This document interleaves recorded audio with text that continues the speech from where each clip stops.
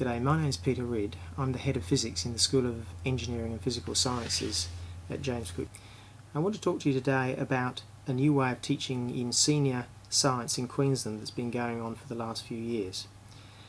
In Queensland schools, probably especially over the last 3 or 4 years, all the syllabi in chemistry, physics and biology have gone over to a system where effectively the students are supposed to teach themselves.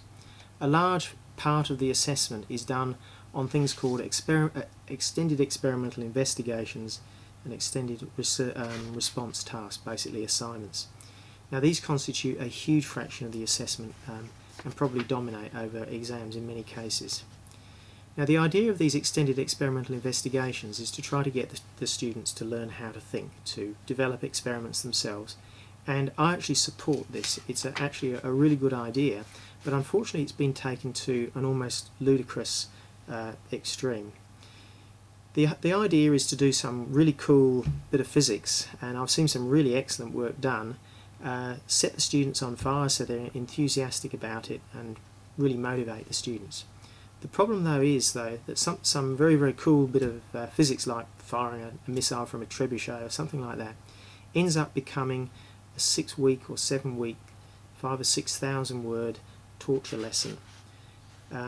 Essentially all the motivation goes out because of the very, very large amount of writing that has to go with these tasks. In addition to that, a lot of the experiments for a lot of the students don't work particularly well because they're trying to develop it themselves.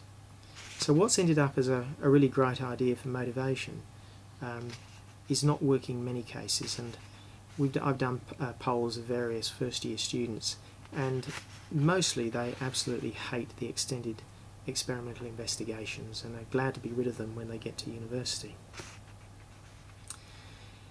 Now in addition to that, there's also the extended response tasks, and they are a similar thing.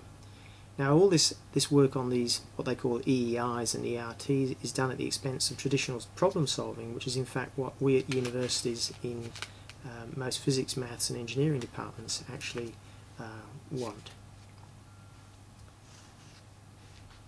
Another problem with the EEIs and ERTs is the sheer number of these that the students are supposed to do.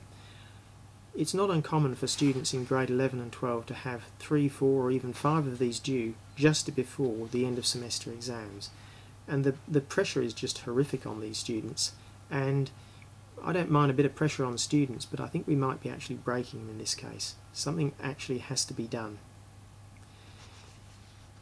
Now one of the other problems with the EEIs and ERTs is they effectively become de facto English tests. If you can't write very well, you're not going to get a very good grade. A lot of the people with a quantitative bent are not necessarily particularly good at writing.